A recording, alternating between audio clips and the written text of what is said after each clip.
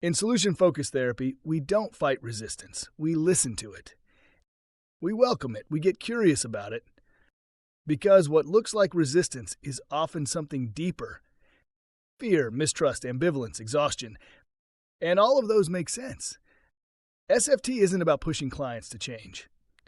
It's about walking with them until they're ready to move.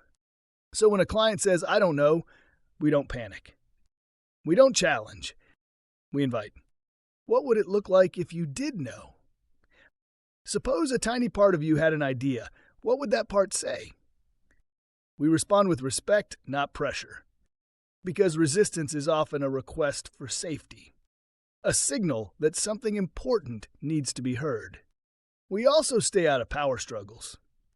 We don't need to prove a point.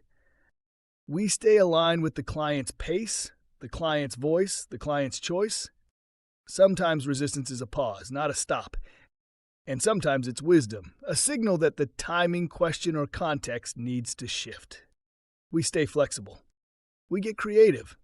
We might shift from problem talk to strengths. We might explore exceptions or ask about other areas of life. And we notice, when the client talks more freely, what changed? When their energy picks up, what topic unlocked it? Resistance is never the end. It's information. It's a message that can lead us somewhere meaningful if we're willing to listen. And always, we reflect back what's working. You showed up even when it was hard. You're still thinking this through. That matters. SFT honors autonomy. We believe clients have reasons for everything they say or don't say. Our job isn't to fix resistance.